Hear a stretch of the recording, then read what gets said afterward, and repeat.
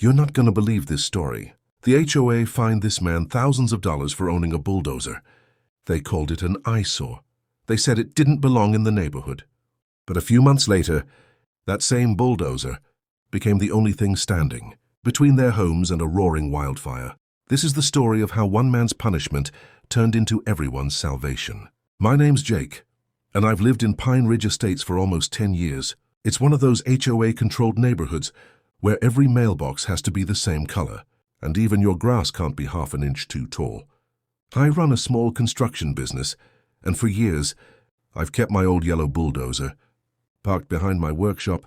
It's my most valuable tool. But the HOA didn't see it that way. One morning, I found a letter taped to my front door, a violation notice.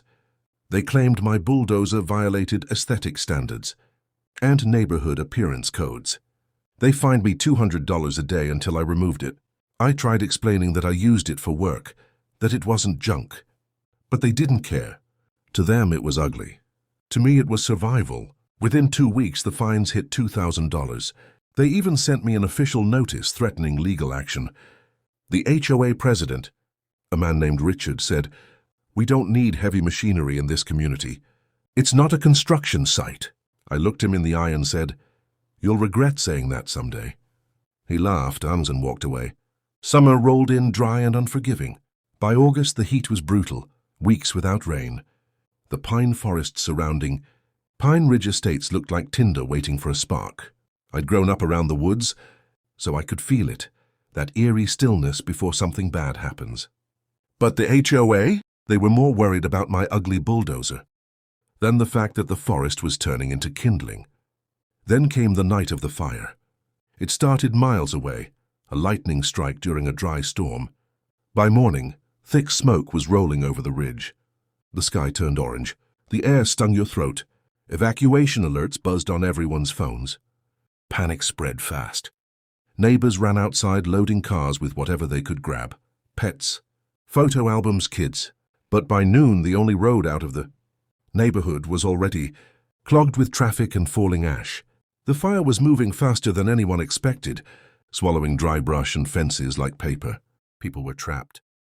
And that's when I saw the flames reach the old dirt path behind the neighborhood, the one the HOA never bothered to maintain.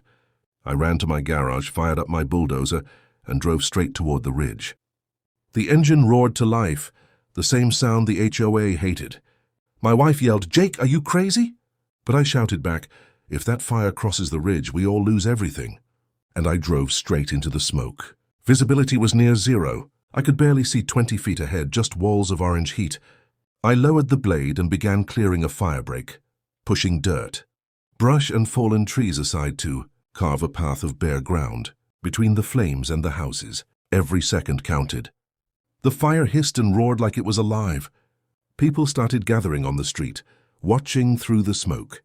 Some of the same HOA board members who'd fined me were standing there, terrified. Richard, the HOA president, yelled, "Jake, what are you doing?"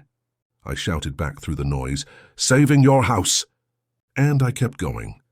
For hours, I worked non-stop, carving a massive dirt wall between the fire and the homes. When the flames finally reached it, they hit the barrier and slowed down. Fire crews arrived minutes later, using my firebreak as a containment line. They told me, "Whoever made this saved the neighborhood." My bulldozer, the same one I was fined for, had stopped the wildfire. By dawn, the fire was out. The neighborhood was covered in ash, but the homes still stood. I parked the bulldozer back where it always sat, blackened with soot, but still running. As I stepped down, the HOA members approached quietly. No one said a word. They didn't have to. A week later, I received a letter in the mail. Not another fine, but an apology. The HOA voted to remove all charges and even offered to pay for maintenance on my equipment. Richard, the same man who mocked me, handed me a plaque that read, "For bravery and selflessness in protecting Pine Ridge Estates." I smiled and said, "Guess the bulldozer's part of the neighborhood now, huh?" That day, the HOA learned something important, that rules mean nothing without reason.